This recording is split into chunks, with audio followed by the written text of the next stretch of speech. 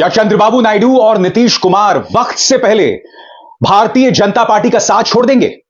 क्या चंद्रबाबू नायडू और नीतीश कुमार के भाजपा का साथ छोड़ने की उल्टी गिनती शुरू हो गई है?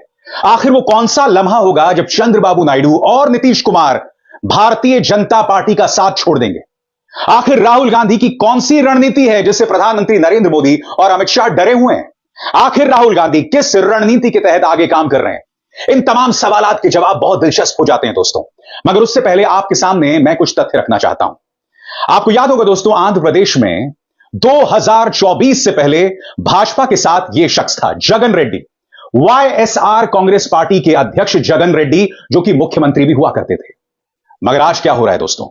आज उनके पार्टी दफ्तर को नेस्तनाबूद कर दिया गया। जी हां, बुलडोजर के सहारे उनके पार्टी दफ्तर को तोड़ दिया गया, नेस्तनाबूद कर दिया गया। यह अपने आप में क्या बता रहा है दोस्तों? यानी कि कुछ ही दिनों पहले तक जगन रेड्डी प्रधानमंत्री नरेंद्र मोदी के दोस्त हुआ करते थे। याद कीजिए, केंद्र सरकार कई ऐसे कानून पारित करती थी जिसमें उन्हें जगन रेड्डी की मदद मिलती थी। कई ऐसे कानून जो किसानों के खिलाफ थे, जो विद्यार्थियों के खिलाफ थे, जो आम इंसान के खिलाफ थे, मगर जगन रेड्डी उन्हें पूरा समर्थन दे रहे थे। आज हालत यह हो गई है कि जगन रेड्डी की पार्टी का जो दफ्तर है उसे तेलुगु देशम पार्टी सरकार तोड़ रही है, जो भारतीय जनता पार्टी का साथ केंद्र में दे रही है और राज्य सरकार में उनके साथ है। क्या चंद्रबाबू नायडू को यह बात नहीं दिखाई दे रही है कि कहीं ना कहीं यह प्रधानमंत्री नरेंद्र मोदी, या यह कहा जाए भारतीय जनता पार्टी की यूज एंड थ्रो पॉलिसी का नतीजा है? यानी कि जब तक जगन रेड्डी उनके काम आ रहे थे तब तक उनके काम आ रहे थे। तब जगन रेड्डी केंद्र सरकार में हर बिल को पारित करने के लिए प्रधानमंत्री नरेंद्र मोदी का साथ देते थे, आंख बंद करके साथ देते थे। और सिर्फ जगन रेड्डी नहीं, नवीन पटनायक, उड़ीसा में इनका सुपड़ा साफ हो गया है। भाजपा अब उड़ीसा में सत्ता में आ गई है। याद कीजिए किस तरह से नवीन पटनायक से विपक्ष गिड़गिड़ाता था कि विपक्ष का साथ दीजिए, मगर यह आदमी धृतराष्ट्र की तरह कुंभकर्णी नींद सोता रहता था, खामोश था पूरी तरह से। भाजपा का कभी इन्होंने खुलकर विरोध नहीं किया केंद्र में। नतीजा, उड़ीसा से इनका सुपड़ा साफ हो गया।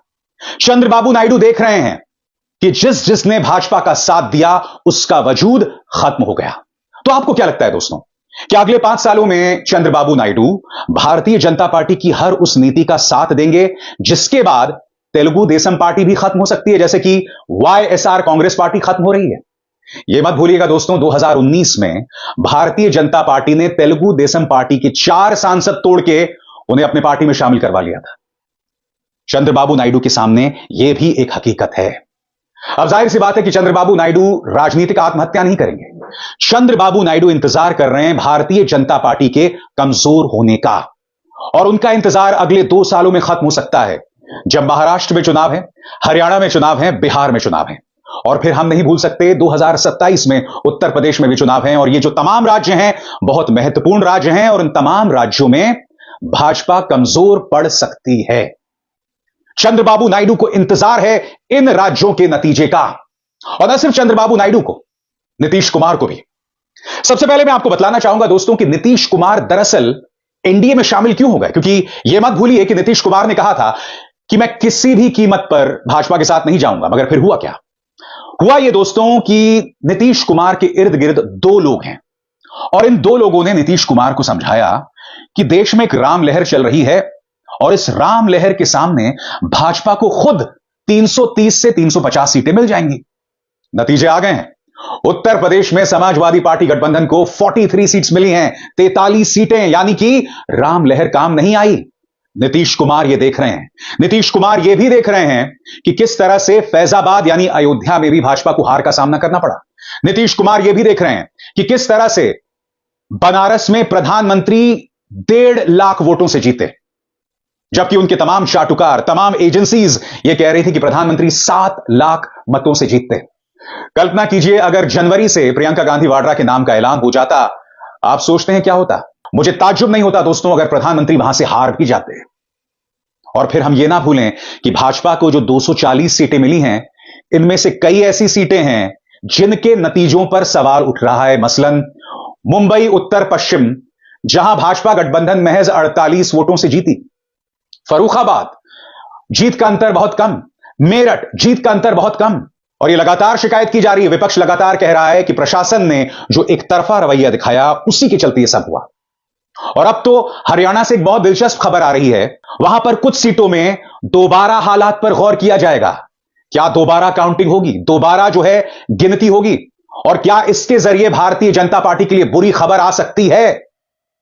ये तमाम फैक्ट्स हैं। नीतीश कुमार यह भी जानते हैं कि जिस तरह का फायदा राम मंदिर प्राण प्रतिष्ठा के जरिए भाजपा को मिलना चाहिए था, वैसा नहीं मिला है। यह मत भूलिए, नालंदा विश्वविद्यालय का जब पुनरुत्थान किया जा रहा था, रिवाइव किया जा रहा था, तब एक ही मंच पर नीतीश कुमार और प्रधानमंत्री थे, और उसी मंच से नीतीश कुमार ने तारीफ कर डाली थी उस वक्त की कांग्रेस सरकार की, कि इस नालंदा यूनिवर्सिटी की नींव कांग्रेस सरकार के दौरान डाली गई थी। प्रधानमंत्री का चेहरा तमतमा गया था। याद कीजिए उस वक्त क्या हुआ था। प्रथम विजिटर के रूप में नए नालंदा विश्वविद्यालय के लिए चयनित स्थल पर आए थे। जब यहां काम शुरू किया जा रहा था तो वो भी फिर देखने आए थे 2008 में।